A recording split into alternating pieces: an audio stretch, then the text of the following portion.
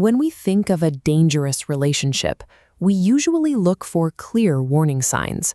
We imagine obvious aggression, immediate control, or harsh boundary lines being crossed right from the start. This focus on external threats leaves a blind spot. By watching for someone who forces their way in, we may ignore the person who gently asks for the key. Effective psychological manipulation begins with the silence of comfort.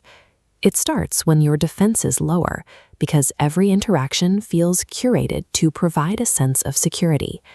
You don't walk into a cage that looks like a cage.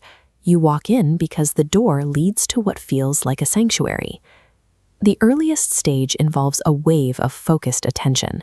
There are constant messages, deep compliments, and a rush to establish a profound emotional connection in a matter of days. This is love bombing.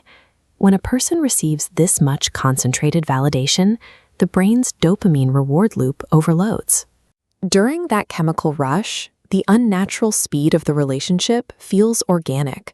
The validation feels too rewarding to interrupt with questions about why things are moving so fast.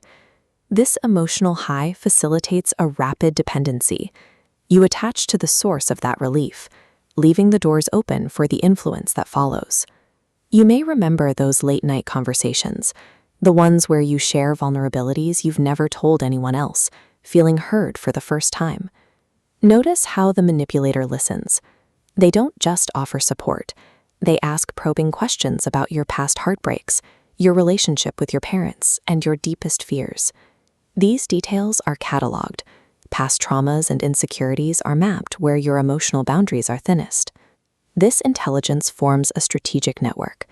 By knowing what causes you pain, they bypass natural defenses to apply pressure directly to those trigger points. The intimacy of those early months provides the raw data needed for a later operation. You might leave those interactions convinced you've found a soulmate. In reality, you are seeing a reflection of your own values, meticulously replicated back. While you experience the rush of connection, a methodical enclosure is tightening. They may ask for more of your time, subtly discouraging outside friendships by framing the relationship as us against the world. Your own desire for a meaningful connection becomes the mechanism that isolates you. The trust you offered is weaponized to close the trap. Then comes the shift. The constant warmth is interrupted by unpredictable behavior, sudden emotional distance, or minor inconsistencies. Because your brain expects the intense validation from the beginning, you feel the drop acutely. You may internalize the blame and work twice as hard to fix the sudden coldness. Now, those cataloged triggers are used. Targeted pressure is applied to your specific weak points, and your personal boundaries dissolve so gradually that your defensive instincts never activate. Control is not forced upon you. It is a slow poisoning of the trust that was already given. This leaves you in a state of emotional whiplash, caught in a cycle of dependency and second-guessing your own reality. If you didn't notice it happening, that is not a failure of your intelligence.